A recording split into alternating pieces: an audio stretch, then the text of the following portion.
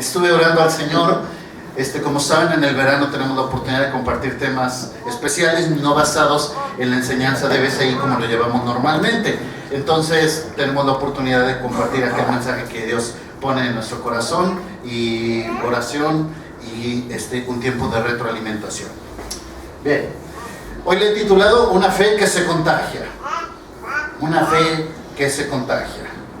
Una historia ha sido contada en diversos lugares, de diversas formas, durante muchos años.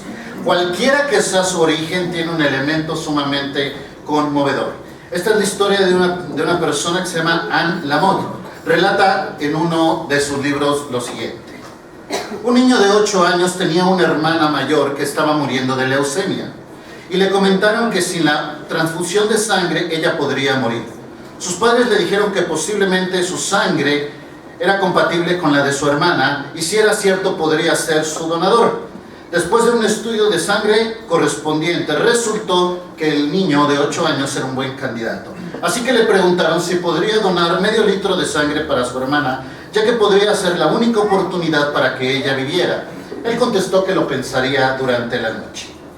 El día siguiente dijo a sus padres que estaba dispuesto a donar la sangre, así es que lo llevaron al hospital, lo pusieron en una camilla al lado de su hermana de 6 años, y ambos estaban conectados por tubos. Una enfermera tomó la sangre del niño y le fue colocada a la niña.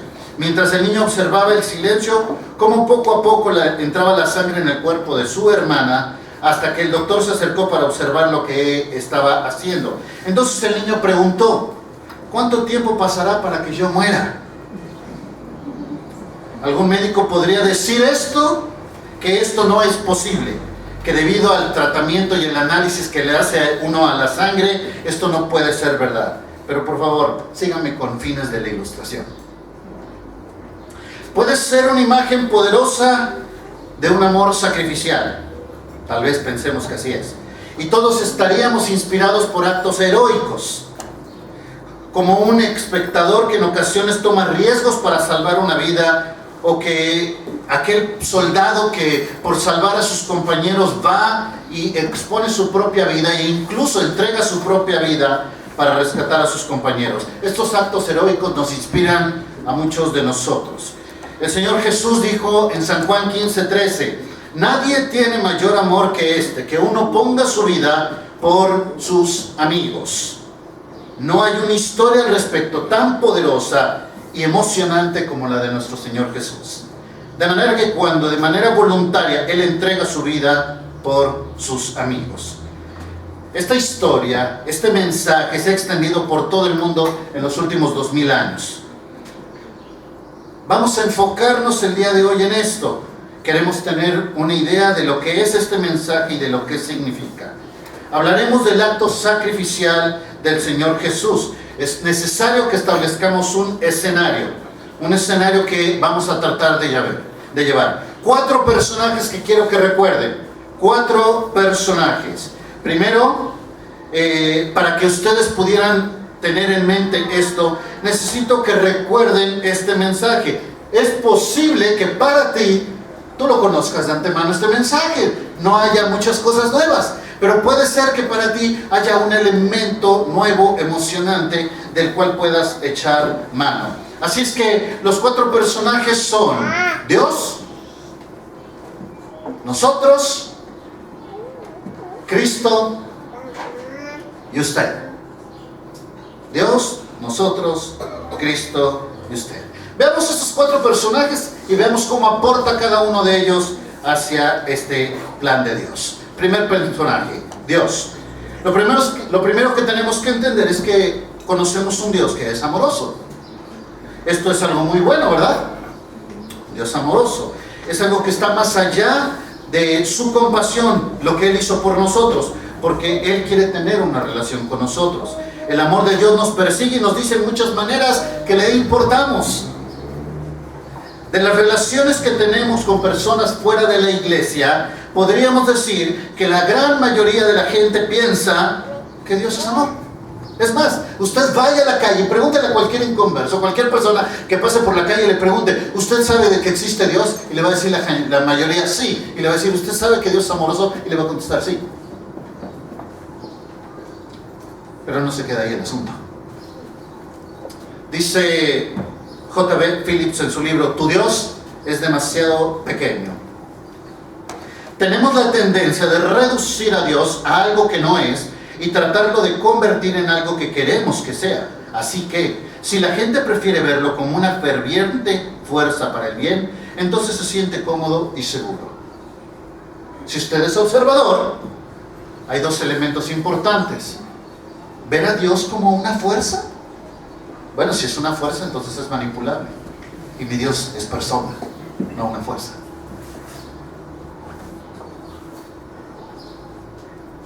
El Dios que se revela en la Biblia tiene más características acerca de sí mismo, y no solo el hecho de que es amor. Una de ellas es que Él es santo, lo que significa que es absolutamente puro y separado de todo aquello que es impuro. ¿Cuántos conocen a este personaje? ¿Saben quién es? Billy Graham, muy bien. Un beso para mi esposita. Él escribió acerca de una experiencia que le sucedió hace años. Lo iban a entrevistar una cadena de televisión en su casa. Y entonces dijo, bueno, van a venir las cámaras de televisión, hay que limpiar la casa. Como cuando recibes visita, ¿no? Por donde ve mi suegra, ¿no? Y entonces limpias la casa, la pones bien bonita, la barres, la trapeas, la arreglas, todo bien bonito, porque va a venir la visita, ¿no? Y entonces llega el equipo que va a entrevistar a Billy Graham, limpian perfectamente, sobre todo la sala, que es donde va a estar el lugar, y entonces llegan, ponen las cámaras, ponen las luces, prenden las luces y ¡oh cielos! Las luces revelaron que no estaba tan limpio. Y las luces dejaron ver las pequeñas telarañas. Y las luces mostraron algo que no se veía en lo normal, en la vista normal. Así que el punto de Billy Graham es el siguiente: no importa qué tan bien limpiemos nuestras vidas y que estemos convencidos del orden de nuestras vidas, cuando las comparamos con el brillo de la santidad de Dios, se verán las telarañas, mis hermanos. Se verán las fallas, se verán las imperfecciones, al lado de la santidad de Dios. La otra característica de nuestro Dios es que Él es justo, y en otras palabras, como buen juez debe de tratar con nuestras telarañas, nuestras fallas, nuestras imperfecciones. Él debe de hacer justicia por todo lo que hemos hecho, ya que hemos quedado cortos en proporción a los estándares de la santidad de Dios. Hace años en Scotland, un hombre asesinó a un miembro de la familia. Pero por el momento en que fue traído al juez, el juez estaba en su momento piadoso, blandito, y dijo, bueno, ya fue muy castigado, vamos a dejarlo libre. Y entonces se levanta toda la gente en contra y dice, no puede ser posible. No puede ser posible. ¿Por qué? Porque queremos justicia. Y el juez quería dejarlo libre. Pues bien, Dios nos ama y quiere tener una relación con nosotros, pero también es santo y justo. No ignoremos la totalidad de quién es Dios. Así que no podemos pensar que un buen juez dejaría libre a alguien que es culpable. Segundo personaje, nosotros.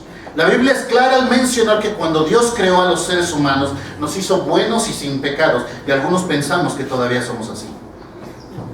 Pero nosotros, abusando de nuestra libertad, nos rebelamos ante Él y caímos en pecado. Todo empezó con Adán en el jardín del Edén, ya ha continuado en una escala descendente hasta lo que hoy somos nosotros. Fuimos creados a imagen y semejanza de Dios. Eso quiere decir que tenemos mente, emociones y voluntad. Pero dice la Escritura que cuando nosotros caemos en pecado, tomamos una mente reprobada, emociones descontroladas y una voluntad hacia el mal. Así que por todo esto que acabamos de decir, la santidad de Dios queda muy lejos de nosotros, porque dice la Escritura que la paga del pecado es muerte, y la definición más concreta de muerte es separación, la separación entre Dios y nosotros. Una persona que no está en comunión con Dios está separada de Dios, y si no arregla su situación con Dios, va a estar eternamente separada de Dios en un lugar que la Biblia llama infierno. Y usted podrá decirme, yo no soy tan malo como otros. Y entonces pensamos que es una serie de cosas donde lo positivo sobrepase lo negativo y entonces se haga un balance. Me encanta cómo lo enseña en la película Reto de Valientes, que recientemente vimos los varones aquí. Voy a parafrasearlo. Dice: imagina que hay una persona piadosa en tu colonia, que es un buen padre, es un trabajador estable y un vecino agradable. Sin embargo, un día encuentra a sus amigotes y se van de parranda. Y cuando se va de parranda se pone unas de esas guarapetas y como nunca toma, ese día se pone alcohólico. Y entonces intenta regresar a su casa alcoholizado. Se sube a la banqueta y atropella a un niño. Y digamos que ese niño es tu hijo. Al día siguiente, sumamente arrepentido, te dice: lo siento, perdóname, jamás pensé que esto llegaría a ser real. Pero espero que mi buen comportamiento previo me haga salir inocente. No, ¿verdad? Un solo acto va a gobernar la realidad de esta persona, independientemente de qué tan bueno haya sido en el pasado o qué tan bueno puede ser en el futuro. Y así es con Dios. Así es con Dios. Por eso dice la Escritura que todos hemos pecado y estamos destituidos de la gloria de Dios. Uno de los autores de un material que se llama Cristiano Contagioso, de la iglesia de Willow Creek de Chicago, dice lo siguiente: imagínate que estás en el mar con tus amigos y entonces les dices: sálganse por favor, y ellos dicen: no hombre, está rica el agüita, vente. No, sálganse por favor, es más, ahí les va la cuerda, sálganse por favor. Y ellos dicen: no, está rico el agua, vamos a bañarnos. Pero te puedo asegurar que si en ese momento ellos ven el tiburón a un lado, la prueba de que esa cuerda va a cobrar importancia cambiará radicalmente. Entonces el punto sería, sí, lo mismo sucede con el Evangelio. La gente necesita entender su condición espiritual con respecto al pecado, y que antes de que estén interesados en su condición con Cristo. Porque si tú llegas y la persona no sabe su condición espiritual, entonces la persona va a pensar que es buena. Y entonces, ¿para qué necesito una redención si soy suficientemente bueno?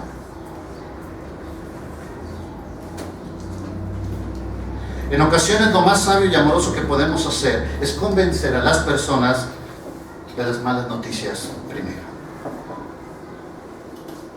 Hay iglesias, hermanos, que están prohibiendo el uso de la palabra pecado. En el nombre de no ofender a las personas, utilizan términos menos antagónicos para que no lastimen la conciencia de la persona.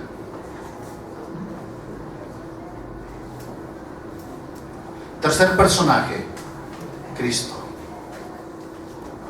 Hay buenas noticias. Jesucristo es el único capaz de resolver nuestro dilema, porque Él es Dios y Él es hombre. Como Dios tiene la autoridad para idear un plan para nuestra salvación, y como hombre es capaz de ejecutar este plan, y tomando el castigo que nosotros merecíamos. La verdad central del Evangelio es que Jesucristo murió como sustituto. Esto usted lo ha escuchado por muchos años. Enfatizamos la palabra sustituto porque es la idea central de este mensaje. Dice 1 Pedro 3:18 que Cristo padeció una vez por los pecados, el justo por los injustos, para llevarnos a Dios. Y haciendo esto, expresó el amor de Dios y confirmó la santidad de Dios y satisfizo la justicia de Dios. Él hizo esto por nosotros. Eso lo hace libremente, solamente para darte la oportunidad de tomar una decisión. Esto es lo que significa la palabra gracia, un regalo inmerecido. La única forma de poder recibir esto es por medio de recibir humildemente el sacrificio de Cristo, confesar nuestro pecado y decir sí a su oferta. Y cuando hacemos esto, nuestra deuda de pecado es pagada por completo y recibimos la promesa de Dios a través de la vida eterna. Antes de pasar al último paso, echemos un vistazo a algunos elementos aquí de la salvación. Yo sé que mucho de lo que estoy diciendo lo has usado y lo has escuchado muchas veces. Y como es tal así, quisiera hacerte dos preguntas solamente, dando por hecho que conoces este material. ¿Por qué tenía que morir Jesús? ¿Alguna idea? ¿Por qué tenía que morir? Déjenme ponerlo más en práctico. ¿Por qué no solo perdonó y pasó por alto la ofensa como muchos de nosotros lo hacemos? Al fin de cuentas es Dios. ¿Por qué no lo hizo? ¿Seria? Dios es justo. ¿Ok? ¿Alguna otra idea? No hay nada que pudiéramos hacer para... Sí, pero es Dios. Dios podría verlo. Él puso las reglas. John. Ok. ¿Alguna otra idea? Por su santidad. Por su santidad. Muy bien. Déjame ilustrarlo de esta manera. Supongamos que usted tiene un auto bonito, nuevo, estacionado en la iglesia. Y entonces un joven que está sentado al lado de usted sale corriendo al terminar el servicio porque tenía prisa por algún pendiente. Yo qué sé, se le olvidó el mesiversario con la novia, se le olvidó no sé qué cosa. Digo, porque no se celebran aniversarios, se celebran mesiversarios, ¿verdad? Entonces fue corriendo por las flores, salió buscando algo que hacer y entonces se echó de reversa y así dejó su carro. Yo sé que esto no sucede en la iglesia, pero bueno. Una vez en la iglesia de Puebla le dieron un golpe a mi coche en el culto de Navidad y ya. Qué divertido. Adentro del estacionamiento. Entonces ese joven se acerca, te busca y te dice, discúlpame por lo sucedido. Y entonces dice, perdóname. Y tú dices, bueno, te perdono, te libero. Al fin eres mi hermano en la fe. Y lo liberas de la responsabilidad, ¿verdad? Así que usted, un simple mortal, puede perdonar y pasar por alto todo y liberarlo de la responsabilidad. ¿Por qué Dios no hace lo mismo?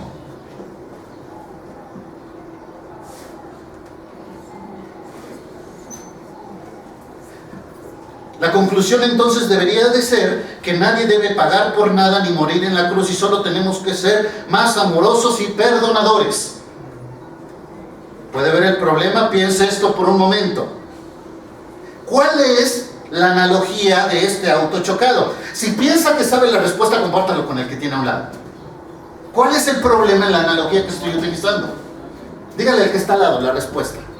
¿Cuál es el problema? Compartan con el que tienen a un lado. Yo creo que es este.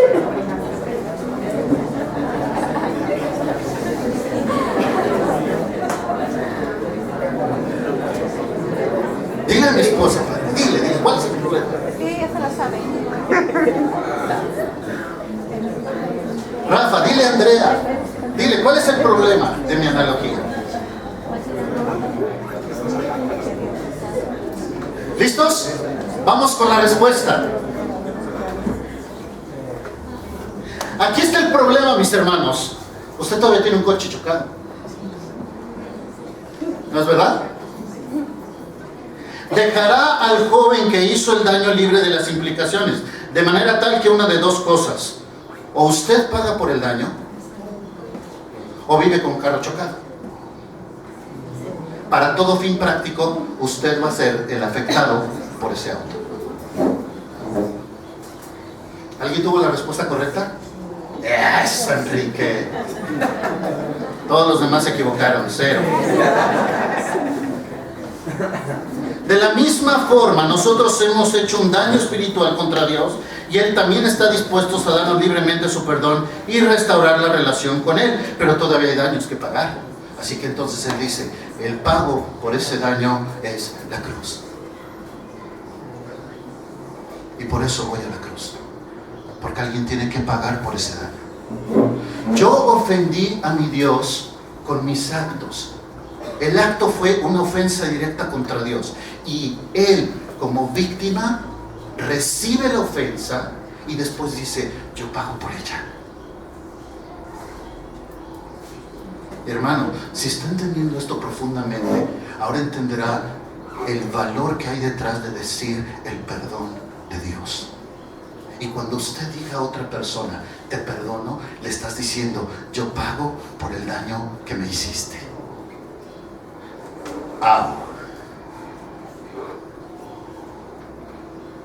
Porque este es el perdón que enseña la Escritura. El que perdona paga por la ofensa recibida. Segunda pregunta: ¿por qué tenía que morir Jesús?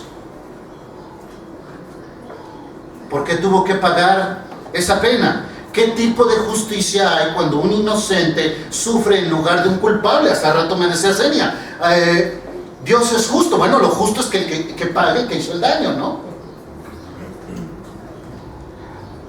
¿Por qué no podemos entender que ese Dios, que hablamos de ese Dios amoroso, toma a su hijo, lo entrega para que un simple mortal sea salvado? Es como si yo tuve un mal día en mi trabajo, llego, agarro a mi hijo y lo empiezo a golpear porque mi jefe me trató mal.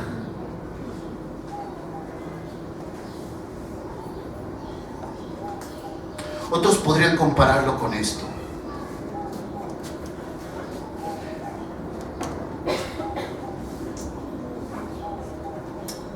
El niño flagelado, un sistema tremendamente injusto para castigar en los tiempos medievales.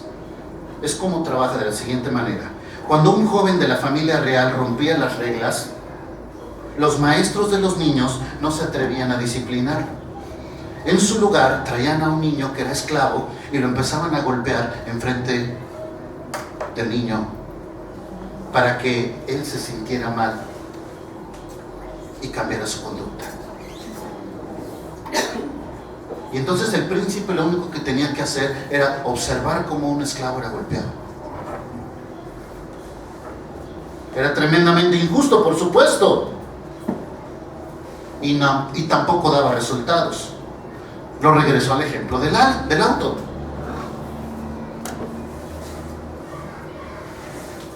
Si regreso al problema del auto, es como si perdonáramos y liberáramos a la persona que golpeó nuestro auto y tomemos a la próxima persona que pase diciéndole, tú me pagas el daño. Y esta persona podría decir, ¿y yo por qué?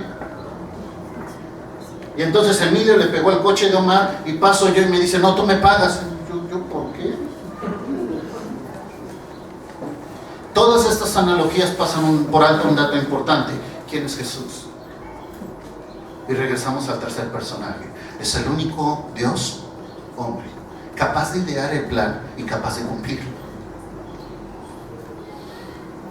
Y cuando hablamos de Jesucristo, estamos hablando de Jesús el hombre, Cristo el Mesías, el ungido, el enviado. El único capaz de interceder y calmar la ira de Dios Padre.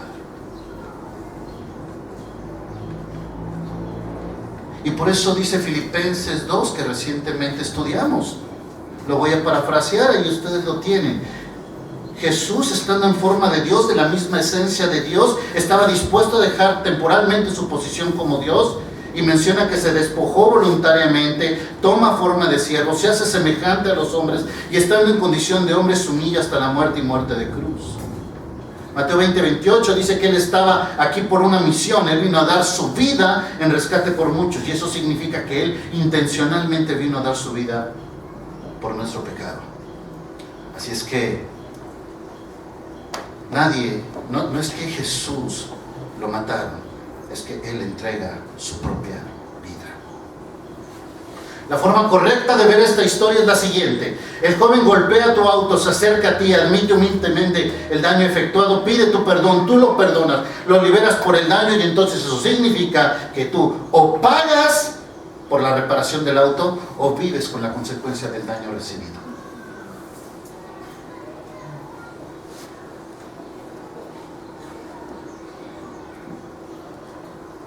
Y en el fondo esta analogía es tremendamente práctica para todo ejemplo de vida y conducta. ¿Por qué? Porque el que nos lastima queremos que nos pague hasta el último quinto. Y ojalá y fuera dinero. ¿Cómo restauras una confianza defraudada? ¿Cómo restauras un daño físico? ¿Cómo restauras un daño emocional, espiritual? ¿Cómo restauras eso? ¿En dónde se compra? ¿En qué farmacia lo venden? ¿Cuánto cuesta? ¿Cuánto cuesta la inocencia de un niño, hermanos? ¿Cuánto vale? ¿Cuánto vale el daño, el abuso, la degradación por 15, 20, 30 años? ¿Cuánto vale? Pónganle un precio y paguen por él. ¿Verdad que no hay forma?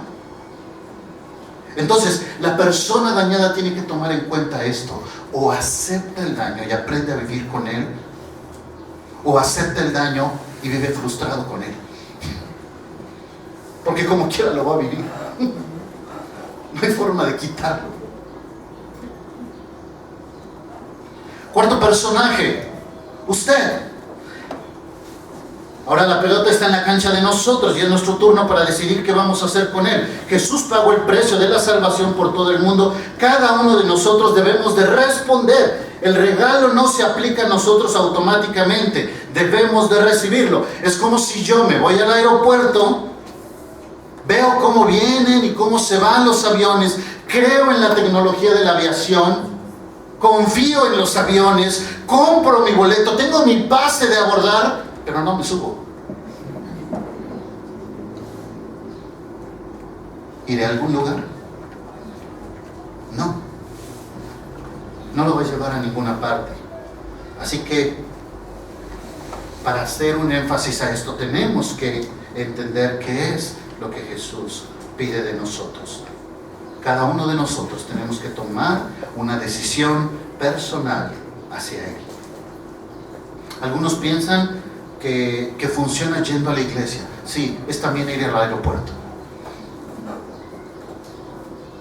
Algunos piensan que sirviendo en la iglesia, sí, es comprar el ticket. No va a funcionar efectivamente hasta el momento en el cual te subas al avión y ejerzas tu fe. Dice Mateo 7:21, no todo el que me dice Señor, Señor, entrará en el reino de los cielos. Resalto y recalco, sino aquel que hace la voluntad de mi Padre que está en los cielos. Y tenemos que ser bien claros por el bien de nosotros y de las personas con las cuales tenemos influencia. Cada uno de nosotros debe de ir a Jesús para que Él nos perdone, para que Él nos restaure y para que Él nos sane. Él nos da la esperanza del Espíritu Santo que viene a morar dentro de nosotros. Y yo le pediría, asegúrese que usted ha tomado esta decisión. Pocas veces predicamos como tal el mensaje del Evangelio en la iglesia. Esta es una manera de presentarlo. Así que yo le preguntaría, si Cristo murió por mí, y ya entendemos la implicación del perdón de Dios, la obra completa de Dios, ¿qué haría yo por Él?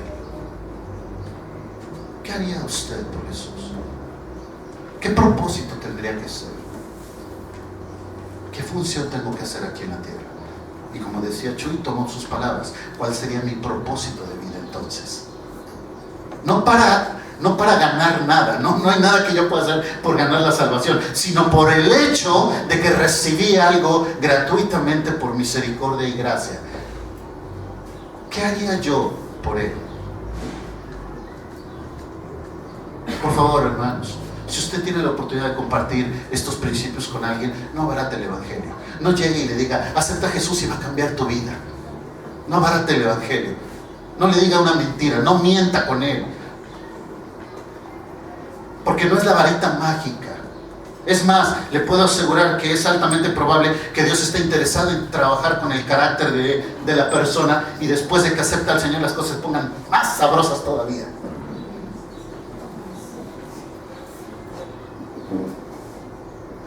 Deje de vender el Evangelio como si fuera o estuviera en oferta. Estamos hablando de la eternidad futura. No haga las cosas de manera tal que parezca ser atractivo. En realidad el Evangelio inicia con malas noticias. Dios, nosotros, Cristo y usted. Así se puede presentar el Evangelio de una manera sencilla. Le voy a pedir, cierre sus ojos un momento. Vamos a orar. Y yo quiero orar por la iglesia. Si este mensaje que estamos predicando no es nuevo para ti, pero hoy te enseñó algo nuevo, quisiera que diéramos gracias a Dios por ello. Y de manera personal le diga, Señor, gracias por este mensaje, esto que aportó nuevo para mí el día de hoy. No sé qué haya sido, no sé qué te recordó, pero dale gracias a Dios.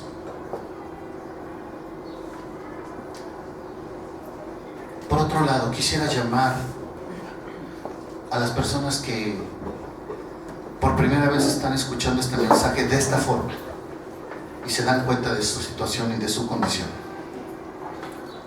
y que hoy se dan cuenta que no son salvos, que hoy se dan cuenta que necesitan de la redención de Jesús. Y si nunca has tomado esta decisión por Cristo, me encantaría orar por ti. Solo te voy a pedir, levanta tu mano para que podamos orar por ti. Si nunca habías tomado esta decisión por Jesús y quisieras tomarla el día de hoy, me encantaría orar por ti. Si este mensaje es para ti, gracias. Gracias por el valor. Gracias. ¿Alguna otra persona que quisiera orar? Que quisiera decirle: Señor, entiendo que la única manera de llegar al cielo es por medio del sacrificio de Cristo. Bien, vamos a orar por esta mano levantada. Padre, yo te doy gracias por esta vida que hoy es arrebatada de las manos del enemigo y entregada en las manos de Jesucristo. Y dice la palabra en la Escritura en San Juan 14 que las ovejas del Señor escuchan su voz y están en su mano y le siguen, y Él da vida eterna y nadie las arrebatará de su mano, Padre. Y esta es nuestra confianza, que esta hermana el día de hoy ha entregado su vida a ti para tener un cambio eterno y permanente en su esperanza de vida. Anticipamos grandes cosas que tú vas a hacer en ese corazón, Señor. Anticipamos que tú, Señor, vas a transformar este corazón, y que la influencia y la experiencia que ha tenido a través de la comunión de la iglesia va a ser increíblemente mayor con la experiencia que va a tener a través de tu Hijo Jesucristo y el Espíritu Santo en su vida. Gracias, Dios, por esta vida. Y gracias, Dios, por tu iglesia que puede recordar algo tan importante, tan necesario como el fundamento de nuestra iglesia, el Evangelio. A ti sea la honra y la gloria, Padre, por Cristo Jesús. Amén.